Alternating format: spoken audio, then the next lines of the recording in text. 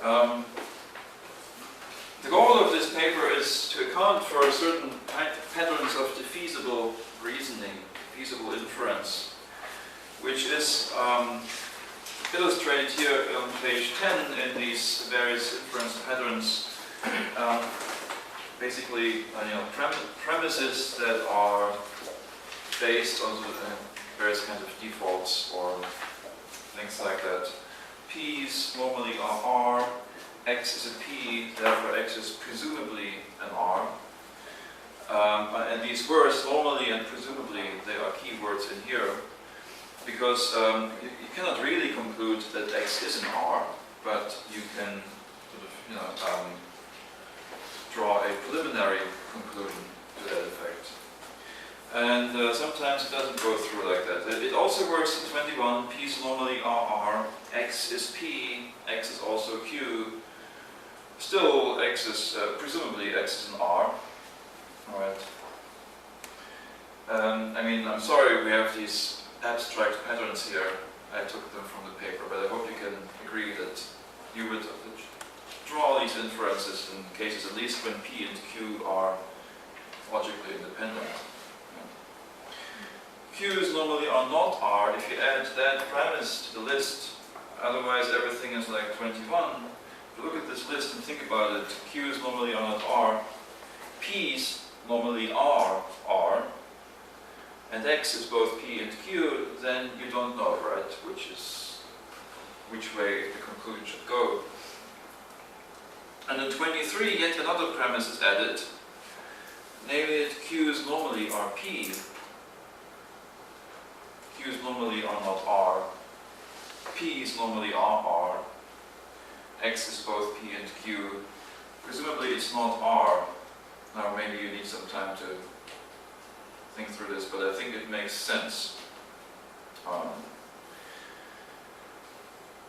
Okay, well, but do you want to need some more time? I still see people puzzling over this. So Q's are normally P, P's are normally R, Q's are not normally not R.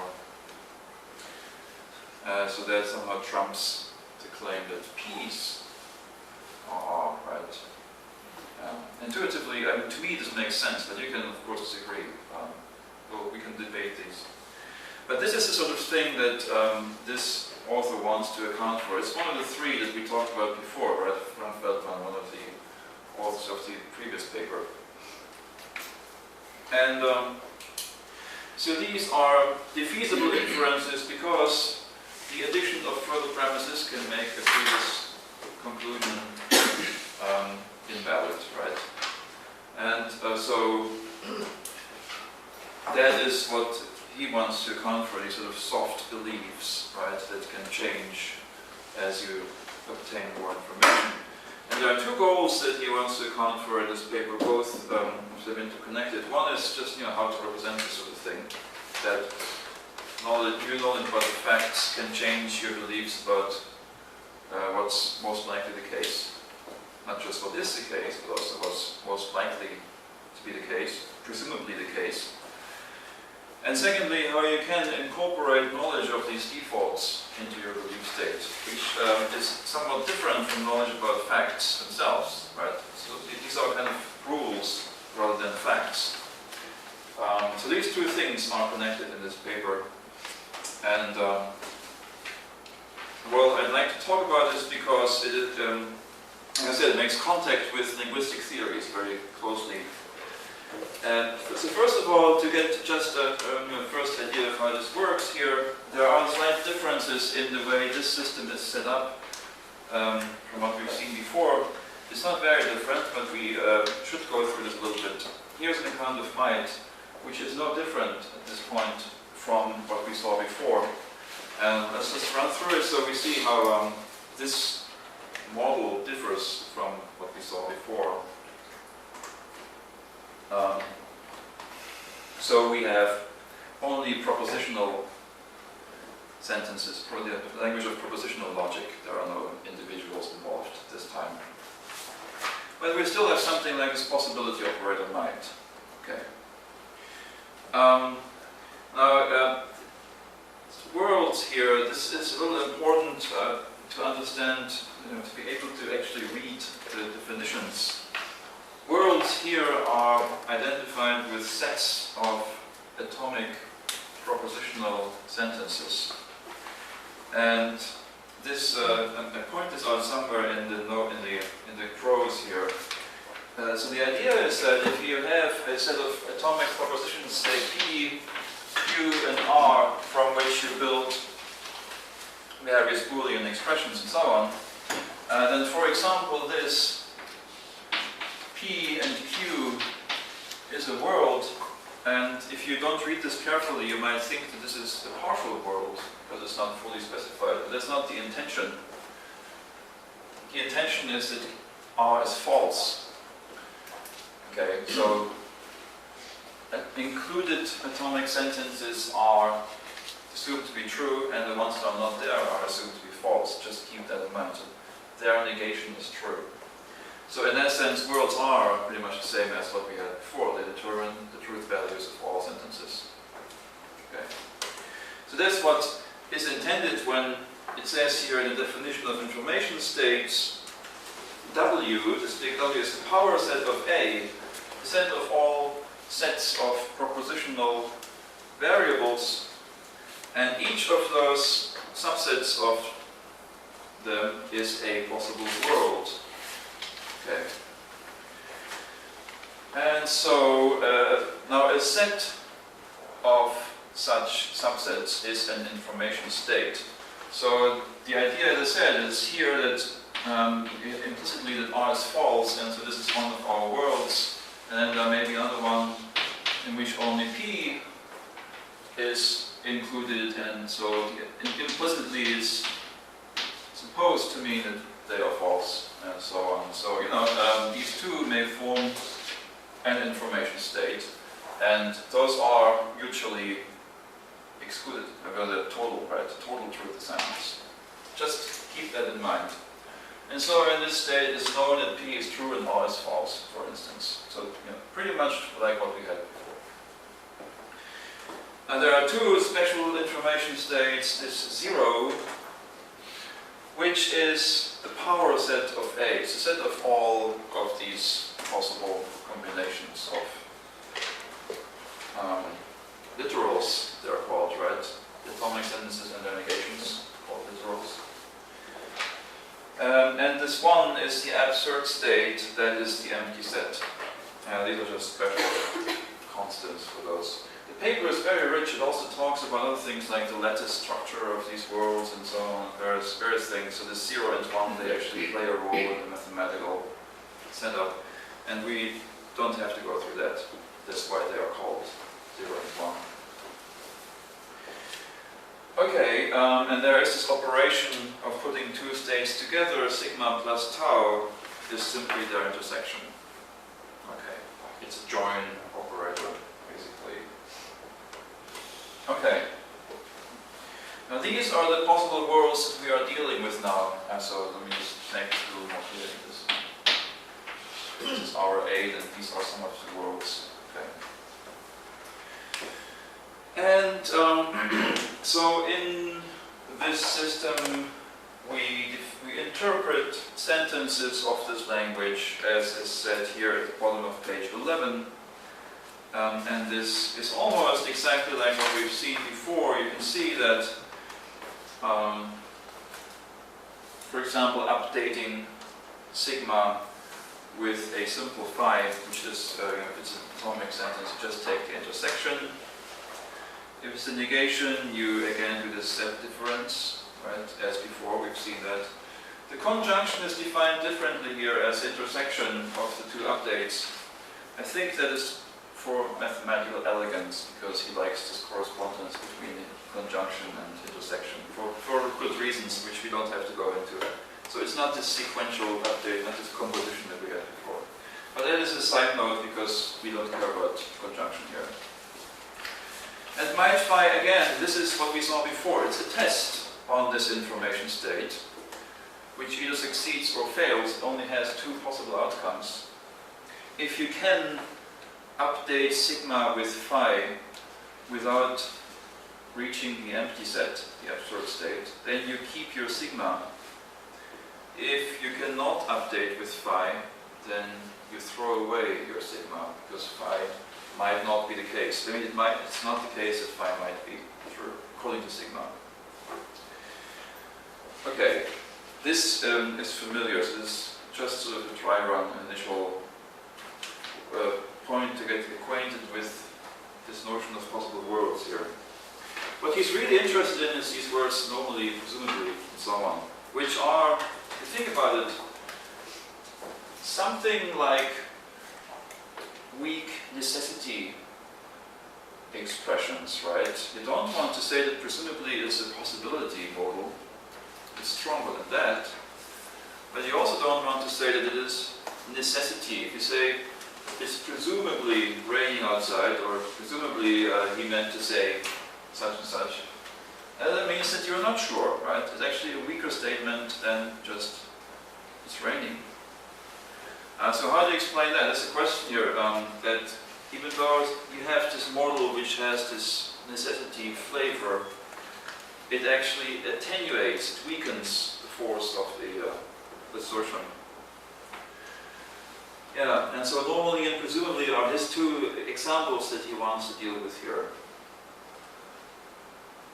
And he does it in a way that's very closely reminiscent of ordering sources in the semantics of models. 3 years ago I talked about ordering sources in this. I'd like to go over that again. I mean, regardless of whether you were here or not at that time, just to be sure we are on the same page. The point here partly being that I want to point out this connection between what he says. I mean, this paper is actually written for philosophers and computer scientists, but it's completely understandable from a linguistic point of view. You see the connection to this Kratzer theory. Angelika Kratzer, in her theory of models, wanted to account for facts like 33. The fact that must, a distinct must, has a similar effect to this normally and presumably. Must is also a weakening operator, as it were. If you say this must be the road to Springfield, you're actually hedging the claim. It's less of a commitment than to say this is the road to Springfield. So once again, it cannot be just a plain necessity model, right? In which you say all of my belief worlds are such that this is the road to Springfield. That cannot be right. Okay. So, so what's behind theory there then is the following. If you have your information state and think of it just as a set of worlds, well, just very simply speaking, some of them are more likely than others. Some of them are more prominent, something like that. If you like to think of it in sort of spatial terms, you can imagine there being a pattern here. Some of these worlds sticking out more from the board than others, right? So if you look here, you see that some of them come out, those are the ones. So there are local maxima, as it were, right? Valleys and peaks. And how are they determined? Well, you have propositions, right? Within this set of worlds, there are some that are not P and some are P, and others are, well, actually, they had I forgot. Some are not P and others are. I'm tired too, sorry, that P and not Q, whatever. P and Q, not P and not P and Q, whatever. Some things like that, okay, alright, so. Actually, I should label this somewhat differently. It doesn't actually matter that they are exhaustive or anything. Let's just say there are some propositions like S and T and let's just say these two, of which you believe, even though you're not sure that either of them is true, you believe that S is more likely than not S. and you believe that T is more likely than not T. Alright, that's all that's required. And so the consequence is that you think worlds in this area where you have S and not T, right, S and not T, they are somewhat more likely than the ones in which you have neither. And ones here, worlds in here where you have T and not S and T, they are also a little more likely than these. But perhaps the most likely ones are in this area where both of these are true. That's the idea, right? So technically, given this set of worlds, you have a set of propositions like our S and T here, which you consider likely, and an order is defined on these worlds as in 33. 33, when you have such a set of propositions phi, and you can say that two worlds stand in this relation. I want to use the same letters as I have here. If and only if the set of propositions in phi such that Z is in them is a subset of those that have W in them.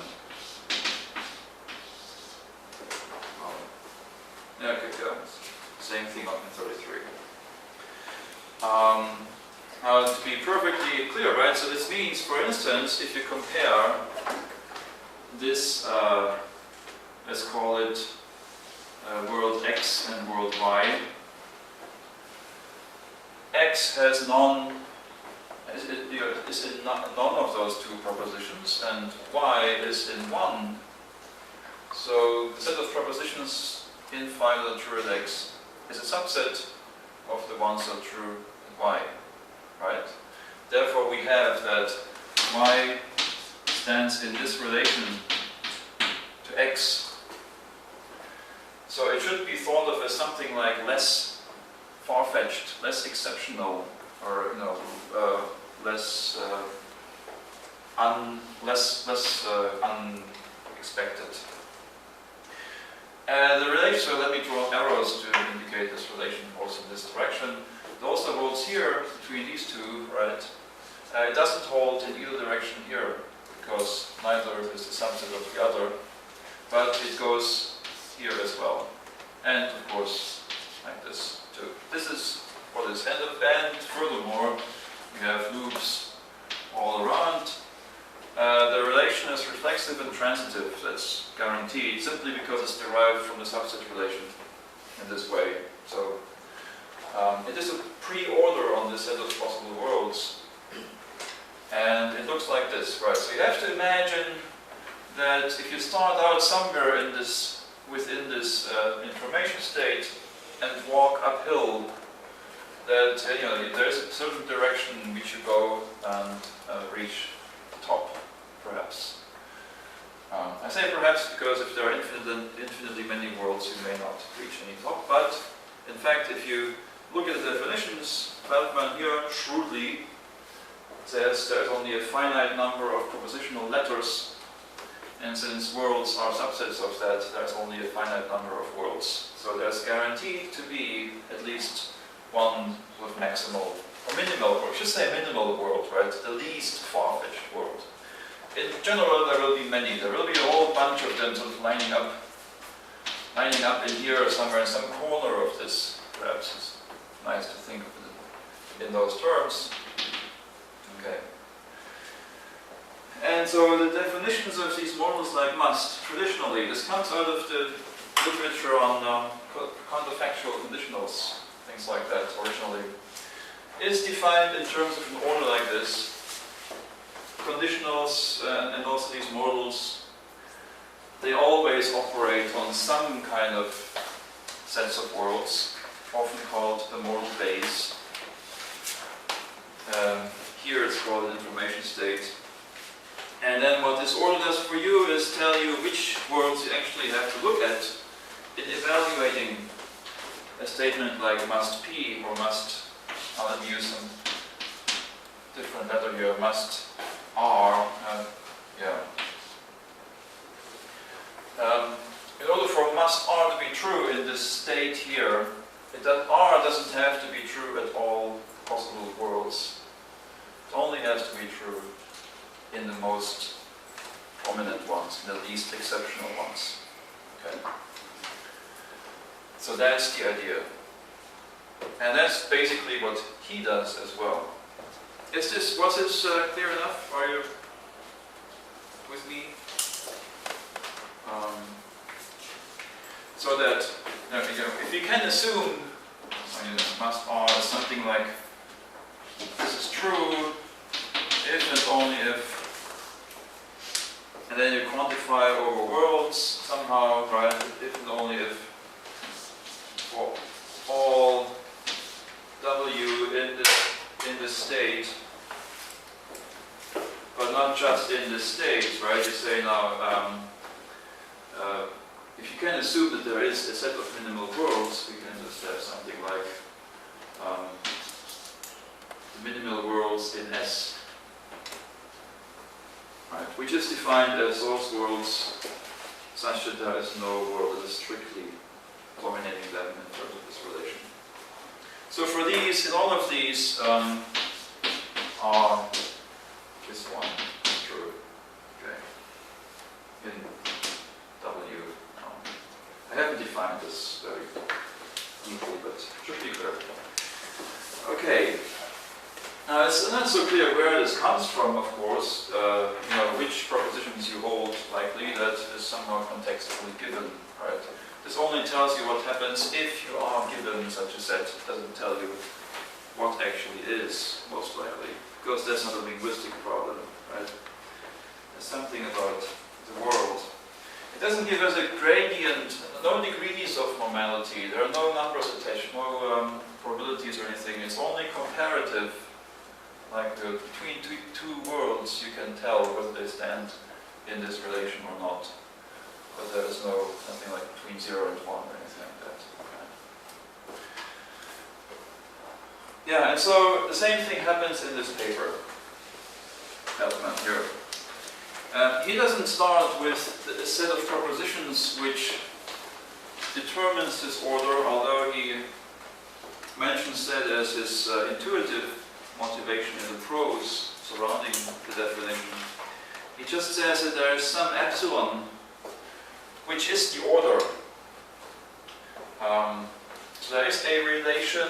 Now I am on page 13, underneath the line, the end of the excursion into this modality business.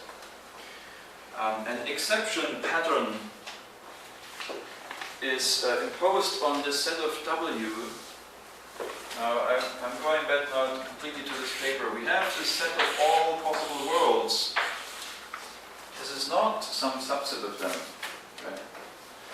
This is a set of all worlds, and there is what he calls an exception pattern epsilon, which is a transitive and reflective order on these worlds.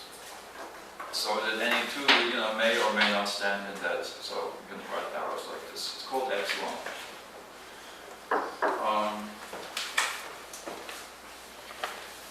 Okay, now the normal worlds in W, instead of the overall space of all worlds, are, as you might expect, the minimal elements according to this relation. That is written here on page 13, roughly in the middle. So W is one of these normal worlds in this exception pattern if and only if it stands in this relation to all other worlds. So for example, if you have something like our W here, it actually has to stand, this is important, it has to stand in relation to all other worlds, which means you can't actually have ties for this, say that there are some worlds here which are better than anything above them, and then some other worlds without building anything here, and they don't stand in the relation either way. It is actually ruled out by this, right? But it is a technicality. I'm not sure if this has to be the case, but it is precluded by the definition. In a relation like this, he calls incoherent. Just is not allowed. Okay, let's live with that. We have to assume that all the worlds that are not dominated by others are mutually connected through this relation, so they all stand in a relation amongst each other. And then here the idea, and drawing this down well because the relation also goes like this, saying that the lesser ones are the least exceptional ones, right? So it falls in this direction. Okay, and now since we have finitely many possible worlds, we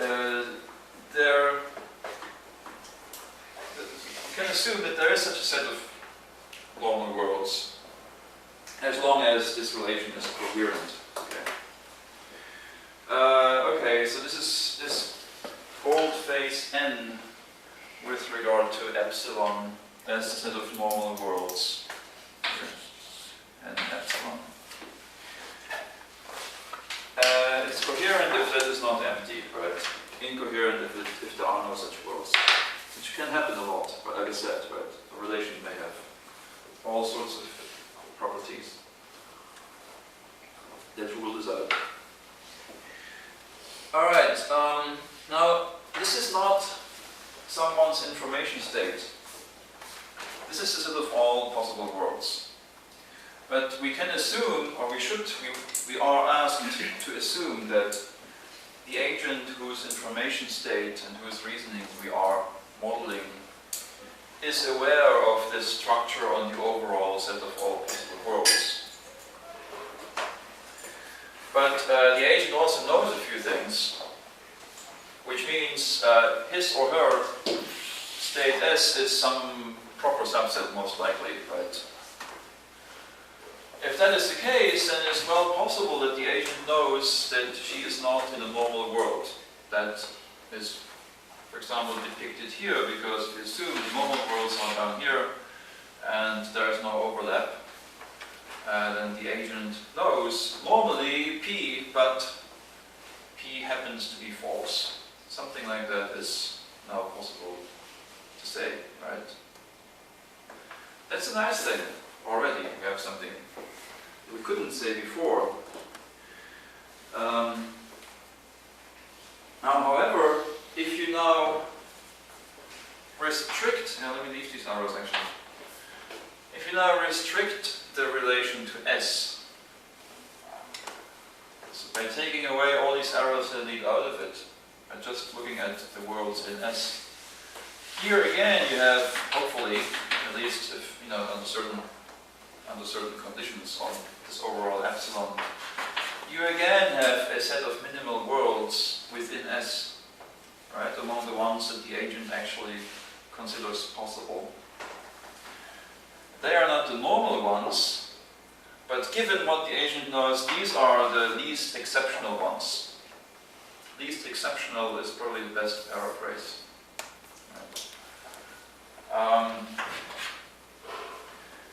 Okay, and so this is called n epsilon, and this other set is called something with m, although now m, so they call the minimal worlds, that's what actually they're called optimal, they're called m anyway. Now this of course depends not only on epsilon, but also on what this set S is, right?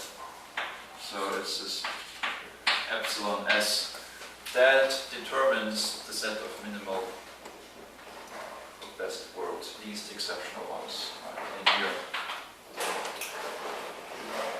So you have these three things now, right? S, what the speaker considers possible, or the agent, what the agent considers normal, and what the agent considers the least exceptional actual possibility, which may be different from the normal ones in cases like this. That is the basic setup. And there's one more little thing here about this refining an exception pattern, which is useful later on for describing how someone might learn about defaults, or learn what's normally the case, update information on that. To do that, you want to update the relation, right, rather than the set of worlds that you think you're in. If you gain new information on what is normally the case, right? Well, to do that, there is some auxiliary notation here. The refinement of the relation is a subset of the relation.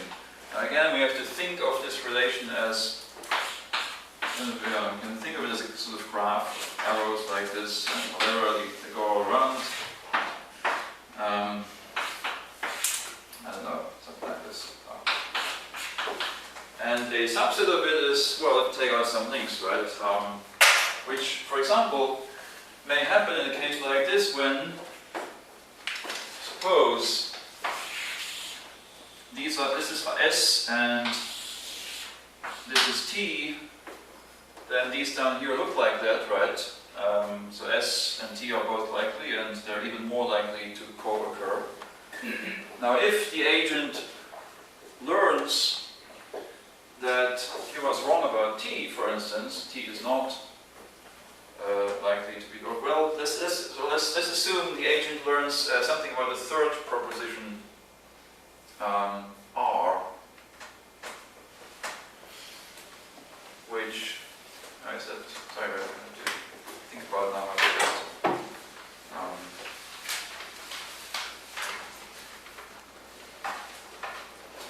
ST, I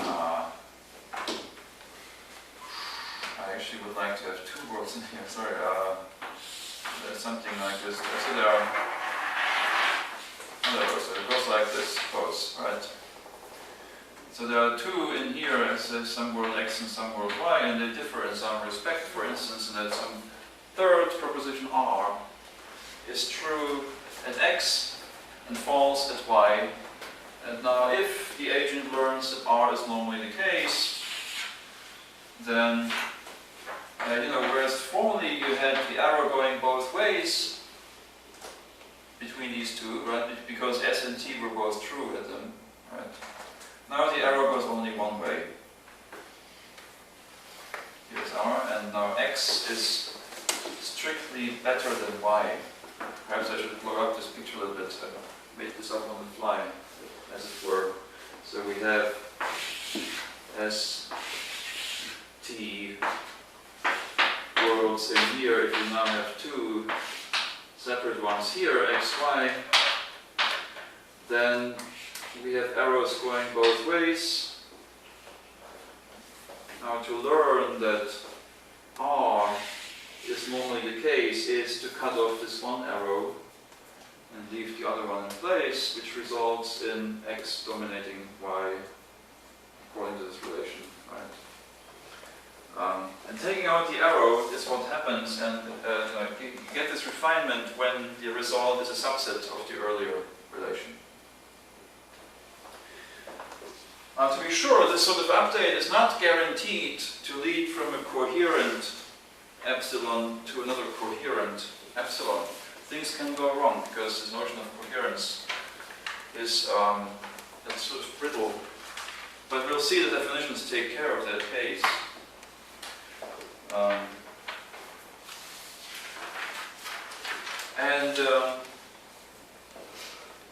Now you can, on the next page, number 14, page 14, you can refine a sigma, one of these exception patterns relations, with a proposition E, and that is defined as you would expect it. So WV stand in the new relation if and only if they already stood in the old relation, epsilon itself, right? And moreover, if W has E, then, sorry, if V has E, then W also has E true in it. Remember here, this is, after the update, the question is W at least as good as V. And in order for that to be the case, at the very least, for those V's at which E is true, W should also have E true in it, right? In order for it to still be at least as good as V. That's precisely why we cut this link over here, because our E was R in this case, and so R was true in X, but not in Y, therefore this link has to go, the one that goes down here. So that's how the links are removed. Okay. A proposition E is a default according to some pattern epsilon. Whenever updating epsilon with E doesn't make a difference. So, in other words, if you update, if you update this relation with some, learning that some new proposition is normally the case, then you knew that already. It doesn't actually change anything about what worlds are the least exceptional ones. In that case, this is technically called a default. Okay. I hope this is not too fast. Tell me if you want to talk more about that.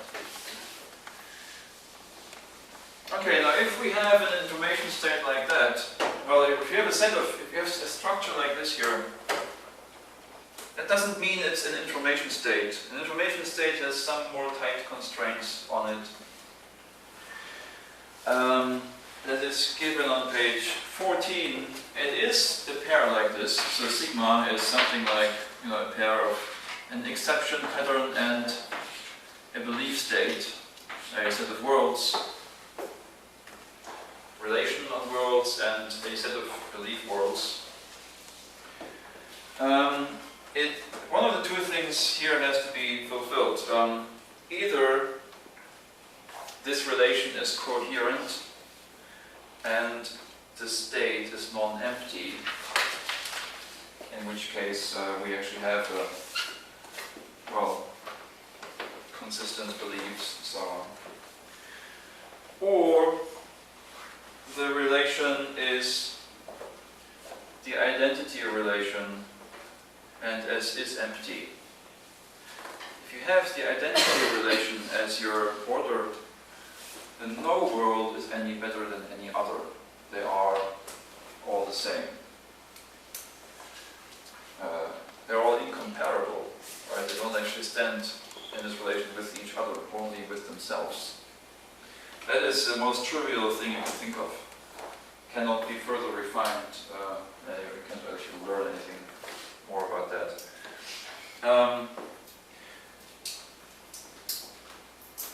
And that state is called 1 in number 2b. As you see, the absurd state is actually that state in which you have only links leading, only loops leading around the worlds. So there are these worlds, no arrows going across, and the information state is empty.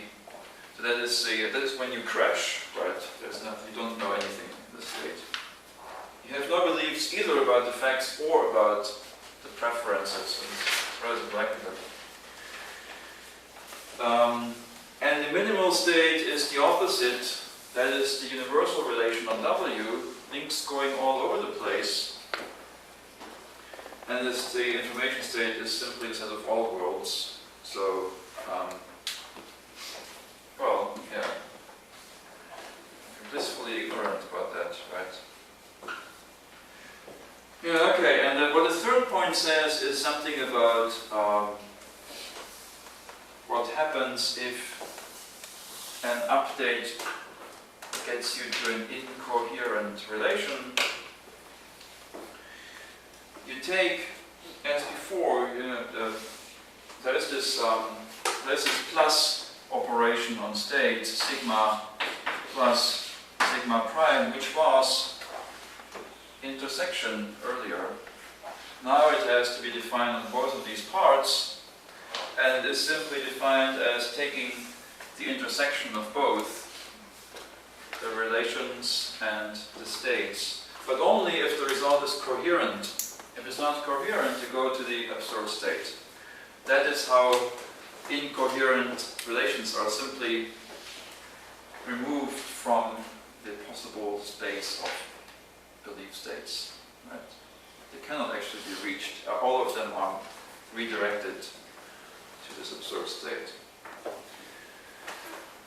Okay, now what matters most is these update rules. If you have a state like this, epsilon and s, like here, there are three things you can learn. One is something of kind of, it's raining. Some sentence of this language L0, which is plain propositional logic without either of those operators, normally or presumably. And well, there what you do is simply keeping the order in place and simply removing some of your belief words. Right? Maybe those where the sentence is false. This is just a belief update on S. It doesn't affect the order, simply learning that it doesn't rain or whatever. On the other hand, the 36 here, if you have a sentence that says normally something, psi, in this case, normally psi, you can see that this now affects the relation. There's one thing that I did not mention in what these two lines here, what this is supposed to be.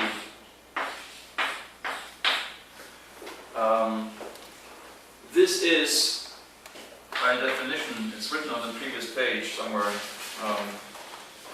page 12 actually.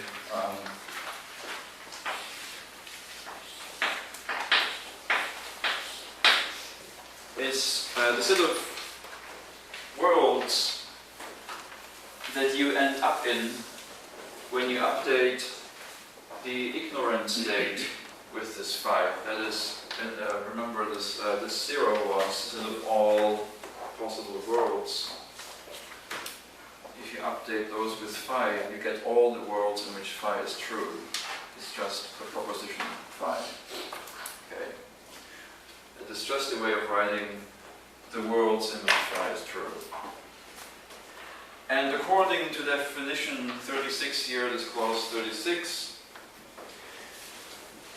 when you learn that normally psi is the case, you update the order relation epsilon with that proposition that psi is the case. Proposition that psi. And so that affects things even if you believe that psi is not the case. Right? This can actually work if you believe that it's not raining. You can learn that it is normally raining without concluding that it is raining, without revising your beliefs. Because normal worlds don't have to overlap with your belief states. What you are operating on is this overall pattern on a set of all worlds. You may still think that you're not in a normal one, but you learn that the normal ones are raining worlds.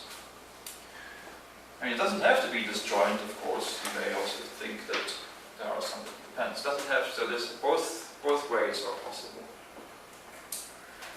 Oh, yeah. So is another way to think about it that what normally does is it affects the ordering metric, right? I mean, it tells you what how your worlds should be ranked, and the ones from now on, the ones where it's raining are ranked higher than the ones where it's not. Is that simple? Yes. Right. Yeah, that's kind of interesting. And in terms of Kratzer style terms, you add that to the ordering source. You add that to the ordering source. Yeah. Yes, the interesting thing is actually in linguistic theory, there isn't such a theory of this, right? You haven't seen this, except perhaps in the recent writings on imperatives and things like that, people talk about the monkey and the open source. So, but does that mean that these sentences are kind of, in a way, meta-linguistic? Right. So you're not asserting anything here, Yeah. right? I wouldn't call this meta-linguistic. I don't know. They are not about the facts. They are about contingent, or rather connections between facts. How can I say it? Yeah. You are learning something about the world, but not what is the case. Rather, some sort of disposition of the world to turn out. Does that make sense? I think so. Yeah. At least, well, I hope that makes sense. I'm not sure. I mean, it is also a disposition of yourself, because if you learn something about what's normal, that may affect what you conclude from further updates with factual information. Yeah. So it changes your dispositions to draw certain conclusions from what you learn. That, in that sense, it's also an epistemic notion.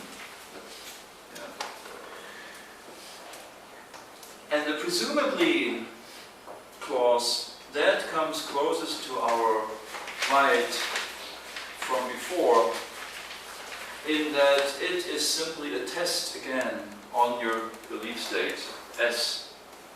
Only this time it's not a possibility model, but a necessity model. However, you're not looking at all worlds in S, but only at these. You know, if your sentence is presumably psi, then the proposition psi must be true in all of these minimal worlds in S here. So psi has to be true here. And that means it doesn't have to be true up here, right? So you don't actually need to know for sure that psi is true. Presumably leaves open the possibility of error.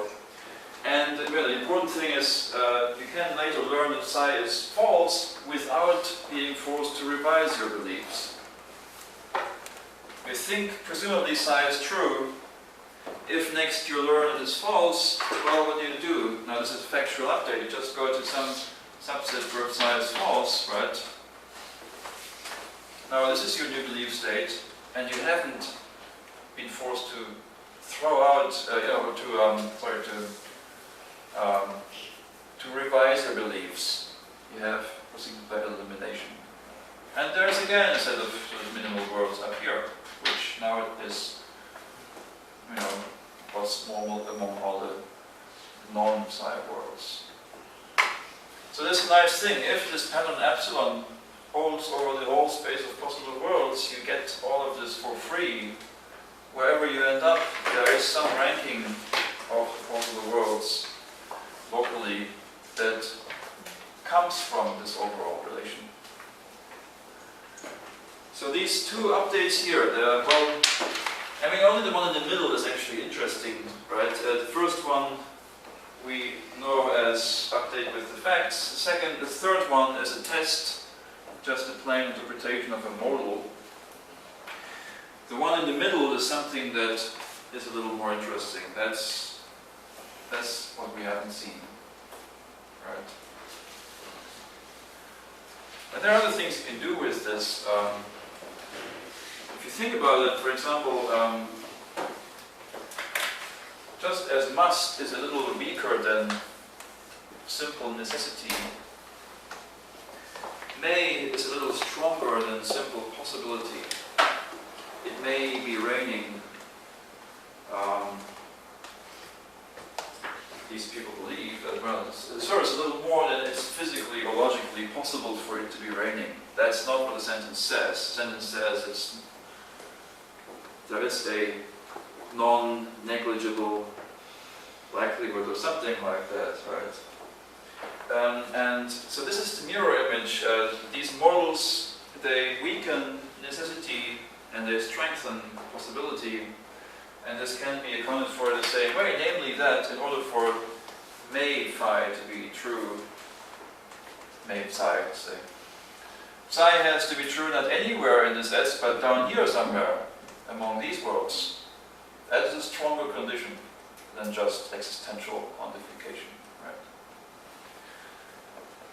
And so you can interdefine these things, and they become much more linguistically plausible in this way, because these epistemic modals, must and so on, they are in fact, they aren't really those modal necessity operators and so on. So the things we have here under some consequences then, page 15, certain inference patterns that now hold, and this is all very desirable, I think. There is a consequence, well, this relation here, which is defined as in 38. So a sequence of sentences implies, in this sense, entails, well, entailment is not the right, well, it's a consequence, right? It's a dynamic, you know, this is supposed to be a thoroughly dynamic notion of consequence. But it is really just, if you start with the state of ignorance and update with each of the psi's, then in the result phi is true. And you can see now, for example, okay, in 39a, the state of ignorance, if you first learn that normally P is the case, and next learn that P is false, that doesn't get you to the absurd state. It means you are still, you can still have, you know, coherent beliefs. There's nothing wrong with this sequence. You can also, however, you cannot learn first that normally P and the next that normally not P. That is, well, that actually gets you to this absurd state. Think about it. Well, you don't have to prove this. You can prove it, but it's for you to work out. And other things which, I mean, if you look at these pictures, intuitively at least, you see why they fall out. Normally P implies presumably P.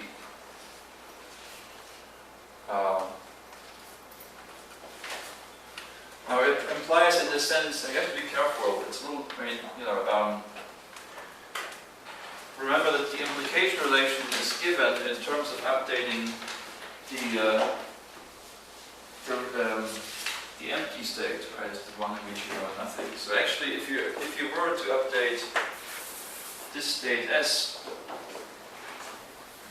with normally P, you might not end up concluding presumably P, because in S perhaps you already know that P is false. However, it is true that starting from W itself and the universal relation, right, this is going around, every world is connected with every other world. If you update this with normally P, the only thing you change is what the relation points to, right? It goes in certain direction, and P worlds end up on top, dominating all the non-P worlds. Then you end up believing, presumably, to use the case. Normally P and not P doesn't lead to that, of course, right? Because in the first update you change, suppose these are the P worlds, you change the relation in such a way that all the arrows go in this direction, all the arrows that go across the border come down, there's none going back up. If you next learn that P is false, then you end up here and, well, there's no way for you to think that presumably P.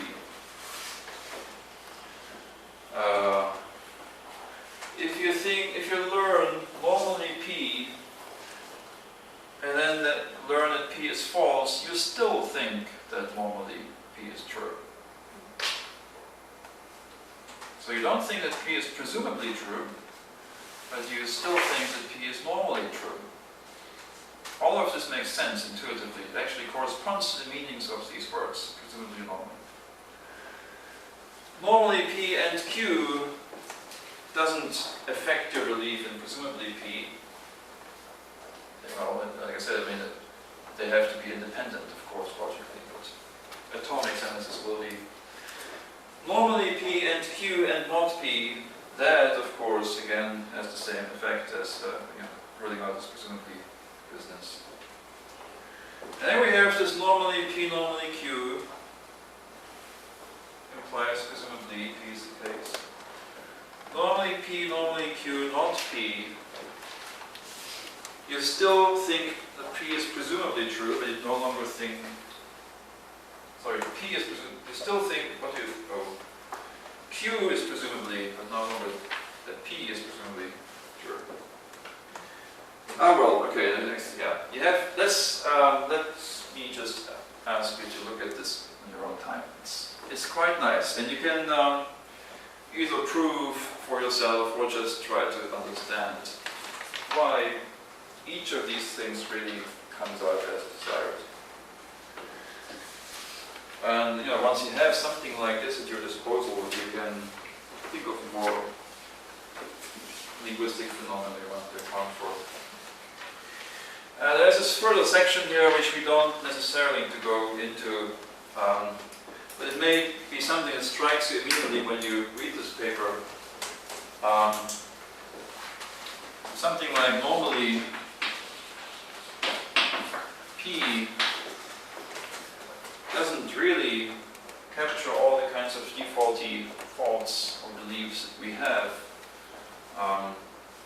because I think it's normally rainy in August, well, July, in Japan, or June is the rainiest time of the year, right?